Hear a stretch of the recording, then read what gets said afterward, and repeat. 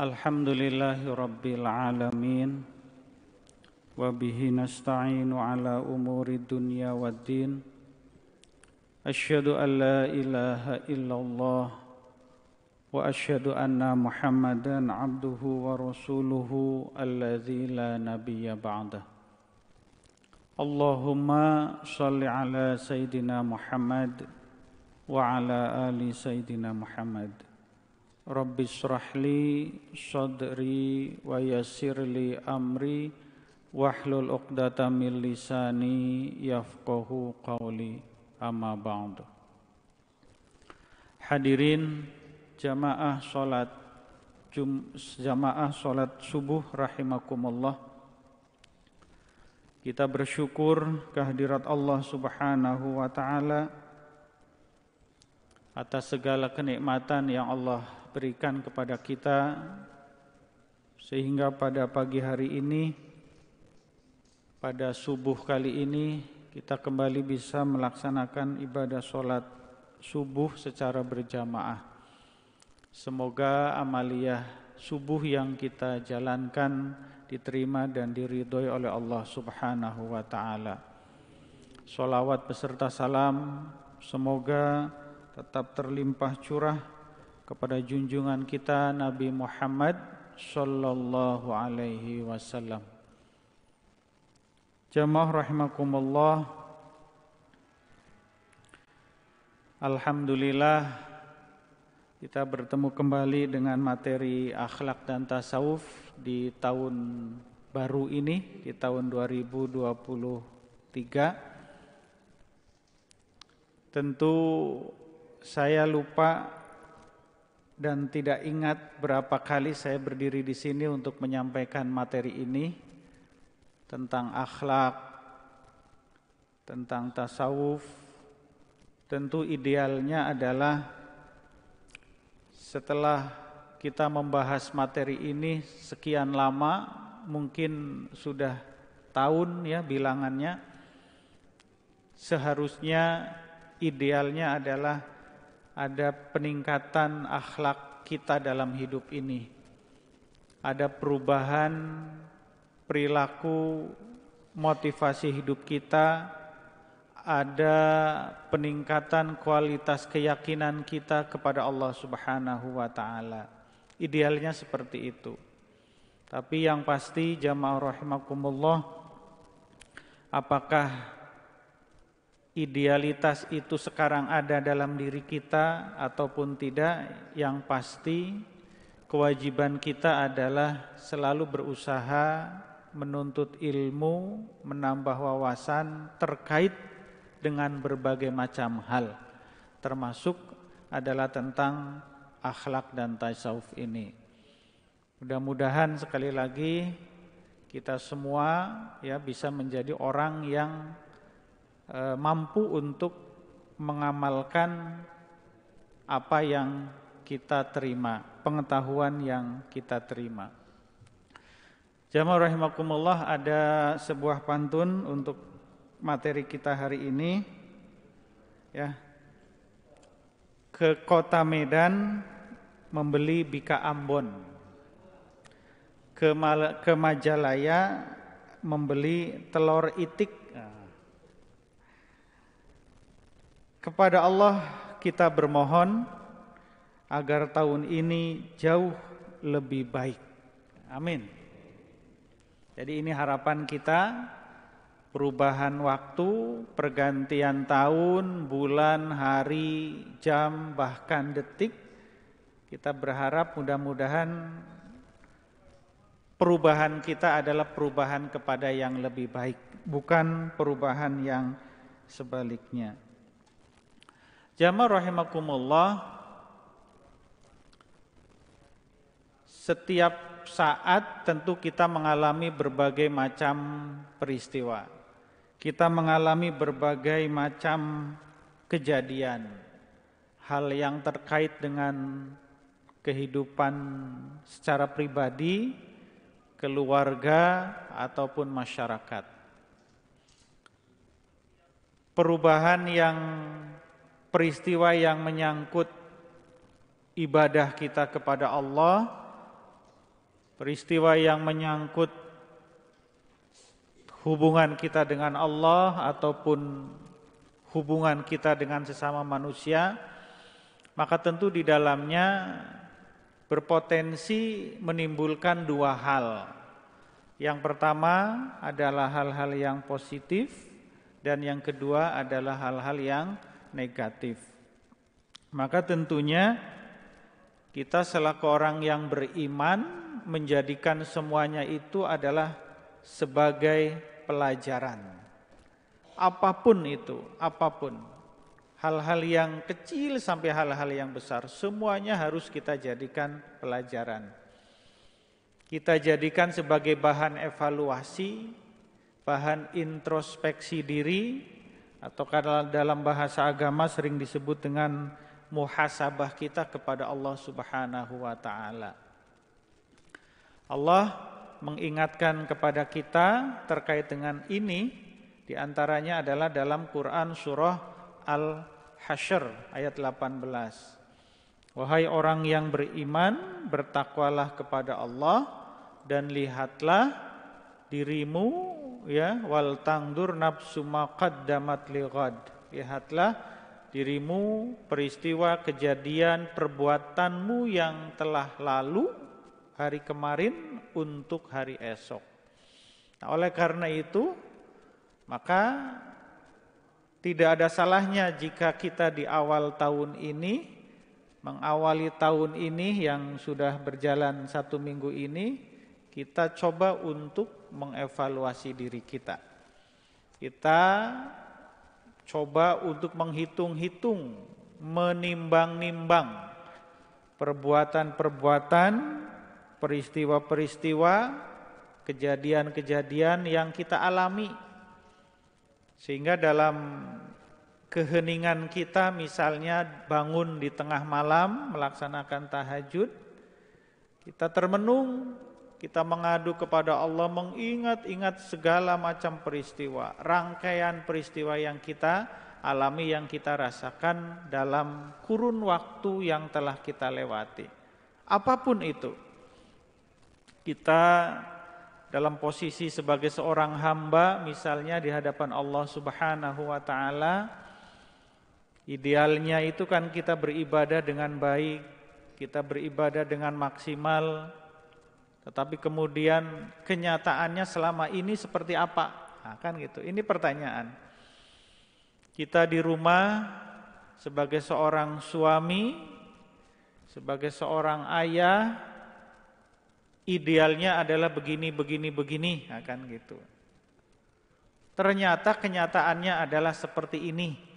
Nah, ini yang harus kita renungkan. Kita coba tafakuri. Sesungguhnya proses tafakur itu katanya, proses merenungkan itu katanya adalah proses mencocokkan sesuatu yang seharusnya dengan kenyataan yang kita lakukan. Itu tafakur, itu merenungkan.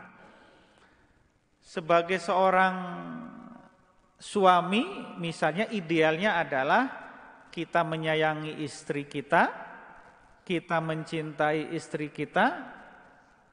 Kata Pak Ustadz Amin tadi malam, kita memberikan nafkah yang terbaik untuk istri kita.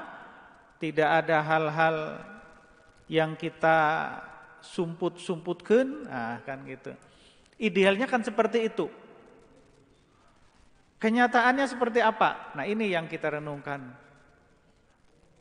Kan gitu. Kenyataannya bagaimana? Apakah semua yang kita peroleh, nafkah yang kita dapat itu kemudian kita terbuka kepada pasangan kita, tidak ada lipatan-lipatan bagian dalam dompet kita yang ada isinya, nah, kan gitu. Ya, kan gitu. Atau di balik kopiah hitam Pak Ligar ada lipatan warna merah 17 misalnya, yang jarang disentuh oleh istri, ya kan gitu. Tanpa kemudian ada informasi. Atau kalau seorang karyawan, seorang pegawai itu ada peribahasa, ada uang jalu dan uang bikang katanya. Ya Pak Giono. Ya. Jadi ternyata saya setelah waktu baru tahu apa uang jalu, uang bikang kan gitu. Kalau uang jalu itu kalau nggak salah artinya uang yang tidak ada di struk haji yang kita berikan pada istri kita, katanya kan gitu. Itu uang jalu katanya. Benar nggak Ustaz? Ya, itu uang jalu kan itu. Nah itu biasanya kita jadikan bekal untuk aktivitas di luar, ya, dalam tanda petik tanpa sepengetahuan pasangan kita. Nah hal-hal yang seperti ini contoh sederhananya ya. Nah, apakah selama ini kita sudah sesuai, sudah ideal, betul-betul ideal sebagaimana yang Allah ajarkan dalam ajaran Islam? Ataukah tidak? Ataukah kita masih main-main di luar, ya? Mata kita masih bermain di luar ketika melihat pasangan yang bukan hak kita, orang yang bukan hak kita, kan gitu. Sebagai seorang ayah misalnya, apakah kita sudah memberikan pendidikan yang terbaik kepada anak-anak kita, kan gitu. Ataukah kita hanya sebatas sebatas retorika di mulut kita mengajarkan kepada anak kita, nah harus begini, tetapi kemudian dalam kenyataan perilaku kita tidak melakukan seperti apa yang kita sampaikan kepada mereka. Nah ini adalah sesuatu yang harus kita renungkan. Dalam perilaku kita beragama kepada Allah, beribadah kepada Allah, seperti tadi saya katakan, tentu banyak sekali pengetahuan yang kita dapat setiap hari. Setiap hari kita dapat siraman rohani. Ya, kita dapat pengetahuan, kita dapat ilmu pengetahuan terkait dengan keberagamaan kita kepada Allah Subhanahu wa taala. Tetapi pertanyaannya sekali lagi, sudahkah kita amalkan dalam kehidupan? Nah, ini yang menjadi PR besar bagi kita. Setiap hari kita baca postingan WA tentang kebaikan. Kalau dibaca akan gitu. Kebanyakan kan lewat aja. Ya, setiap hari, dan saya juga kadang meragukan ini yang posting ini sudah membaca atau belum, akan gitu. Di grup itu puluhan grup, setiap hari, bahkan grup 1, grup 2 isinya sama tentang itu. Panjang sekali, panjang lebar. Sekali lagi kadang saya ragu ini sudah dibaca atau belum sama yang memostingnya, kan gitu. Nah ini kan jadi persoalan bagi kita. Nah jamaah rahimakumullah, jadi itu berbagai macam hal yang perlu kita evaluasi, perlu kita introspeksi bagi diri kita. Tetapi kita tidak usah khawatir. Jangan takut, jangan ragu, harus tetap optimis. Apapun kenyataan, apapun realita yang saat ini menjadi bagian dari kehidupan kita, maka tetap Allah membuka pintu yang lebar-lebar untuk menerima pertobatan kita.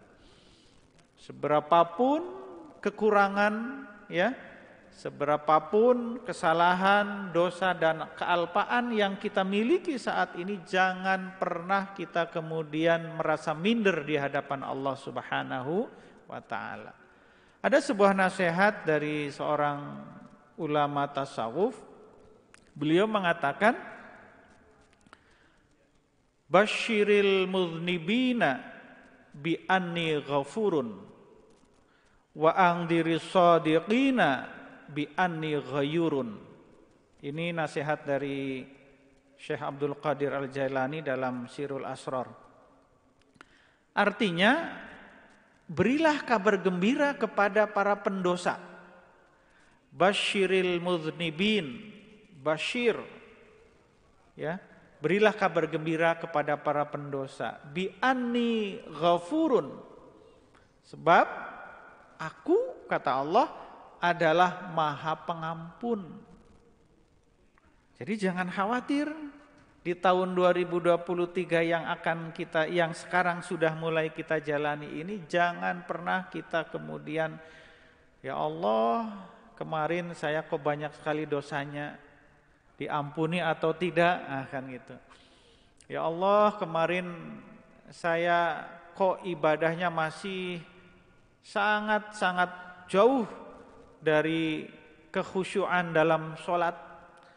Ya Allah, kemarin kok saya masih jauh-jauh dari keikhlasan dalam beramal, dalam berinfak dan bersedekah, akan gitu. Jangan khawatir.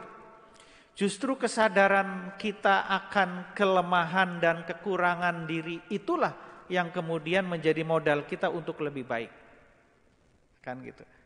Nah, berbeda dengan ketika kita dalam posisi takabur. Ketika kita berada dalam posisi yang merasa sudah hebat, merasa sudah lebih, merasa sudah memiliki sesuatu yang lebih dari orang lain, maka justru itu menjadi blunder bagi kita. Justru itu yang akan menghancurkan kita. Tetapi kesadaran kita, ketawaduan kita, kerendah hatian, kerendah dirian kita di hadapan Allah Subhanahu wa taala, maka itu yang akan menjadi bekal, menjadi modal bagi kita agar kita lebih baik. Basyiril mudznibin. Berilah kabar gembira kepada orang yang melakukan perbuatan dosa. Bi anni ghafurun, karena sesungguhnya aku Maha Pengampun. Dan sebaliknya, wa anziris shadiqin, dan berilah peringatan kepada orang-orang yang telah melakukan kebaikan, kebenaran. Bi anni ghayurun, sesungguhnya aku, kata Allah, adalah Maha mengubah, Maha merubah segalanya. Ya. Jadi ketika selama kita masih belum berada pada batas titik usia kita, maka segala sesuatu itu bisa berubah. Ya. Selama kita belum meninggal, maka di situ perubahan masih mungkin terjadi. Maka kita kemudian senantiasa sepanjang kehidupan kita selalu berdoa kepada Allah, ya Allah, jadikanlah akhir usiaku usia yang husnul khatimah. Kita kan tidak tahu pada detik-detik terakhir kita menghembuskan nafas, kita dalam posisi apa? Apakah kita dalam posisi ketauhidan kepada Allah ketika nafas kita, helaan nafas terakhir kita, kemudian kita iringi dengan kalimat La ilaha illallah Muhammadur Rasulullah. Itu kan cita-cita kita semua, keinginan kita semua, menghembuskan nafas terakhir sambil diiringi dengan kalimat tauhid. Dan itu kita tidak tahu. Kenapa? Sebab proses kematian kita nanti akan seperti apa? Apakah kematian kita nanti di atas kasur? Apakah kematian kita di jalanan? Apakah kematian kita di lapangan mungkin? Atau seperti apa? Kita tidak tahu. Perbuatan apa yang sedang kita lakukan? Maka kita harus selalu berdoa kepada Allah agar kita digolongkan sebagai orang yang husnul khatimah. Jamaah rahimakumullah. Kemudian yang kedua, terkait dengan basyiril mudznibina bi anni ghafurun ini, maka kata kunci yang harus kita pegang adalah taubat. Taubat, mohon ampun, kembali kepada jalan Allah Subhanahu wa taala. Ada sebuah ilustrasi yang sangat luar biasa. Syekh Ibnu Athaillah dalam Tajul Arush, beliau menggambarkan bahwa Allah Subhanahu wa taala itu sangat senang ketika ada hambanya yang bertobat. Allah Subhanahu wa taala itu sangat bahagia kalau dalam bahasa kita ketika ada hambanya yang melakukan penyimpangan, kemaksiatan, ya, kemungkaran, tetapi kemudian pada satu titik dia sadar dan bertobat dengan taubatan nasuha. Apa gambaran Ibnu Athaillah? Itu diibaratkan seperti seorang ibu yang dia bersama anaknya yang masih kecil berjalan di sebuah padang pasir yang sangat luas, kemudian lepas, si anak ini hilang. Bisa kita bayangkan, pasti sedih. Pasti sedih. Tetapi kemudian pada momen tertentu si anak ini kembali ditemukan.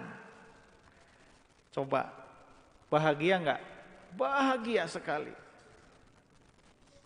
Anak kecil yang dibawa oleh seorang ibu pergi ke satu tempat. Nah, kalau bayangan kita mungkin jangan padang pasir lah. Sekarang itu di tempat keramaian lah. Anak-anak kita bawa sedang ke pasar malam misalnya. Kemudian lepas. Anak yang namanya anak-anak usia balita misalnya. Entah kemana mereka. Dicari-cari nggak ketemu. Tiba-tiba ketemu. Diumumkan di pengeras suara bahwa seorang anak usia sekian, namanya sekian, bla bla bla bla. Bahagia sekali. Bahagia sekali. Nah, begitu juga Allah Subhanahu wa taala. Allah itu senang. Allah itu senang kalau ada hambanya yang bertaubat. Kalau hambanya yang memohon ampun kepada Allah, kembali kepada jalan Allah. Makanya Allah mengajarkan kepada kita ihdinas siratal mustaqim. Kita disuruh oleh Allah untuk senantiasa berdoa, ya Allah tunjukkanlah kami jalan yang lurus. Kembali kepada jalan kebenaran, jalan kesolehan. Nah itu. Jadi betapa Allah itu ya sayang sekali kepada kita. Allah itu cinta sekali kepada hambanya. Allah sekali cinta kepada hambanya. Cuma persoalannya terkadang kita tidak mau membalas cinta Allah kepada kita. Kalau kata anak-anak sekarang itu ibaratnya bertepuk sebelah tangan, nah kan gitu. Kalau cinta tidak terbalas kan seperti itu. Dulu waktu kita masih muda ya, Pak Bambang ya, pernah bertepuk sebelah tangan enggak? Wal, Pak Bambang ada kasep kan gitu ya. Kan gitu, ada istilah gitu. Kita nembak kemudian ditolak atau gitu. Atau kita memberikan perhatian kepada lawan jenis tetapi tidak ada respon. Nah, itu katanya istilahnya adalah bertepuk sebelah tangan. Nah, Allah itu memberikan cinta, memberikan sayang kepada hambanya begitu luar biasa. Idealnya hambanya merespon, memberikan balasan cinta yang sama. Tetapi kenyataannya kita tidak. Allah cinta kepada kita, ingin bertemu dengan hambanya. Dipanggillah kita dalam satu hari satu malam 5 kali kewajiban kita. Dari masjid dikumandangkanlah azan waktu zuhur. Bagaimana respon kita? Maka sesungguhnya respon kita ketika kita mendengar suara panggilan azan itu adalah ekspresi kecintaan kita kepada Allah Subhanahu wa taala.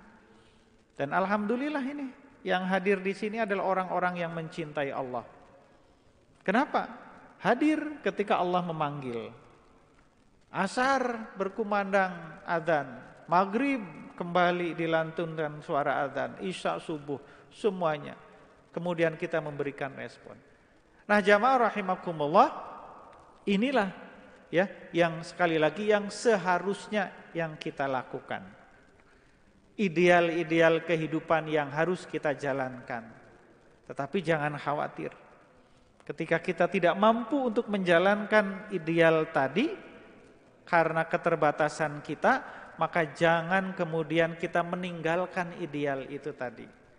Ketika kita tidak mampu untuk sholat khusyuk misalnya, kemudian jangan kita, saya mah belum bisa sholat khusyuk, mending kita sholat. Maka itu pilihan yang keliru.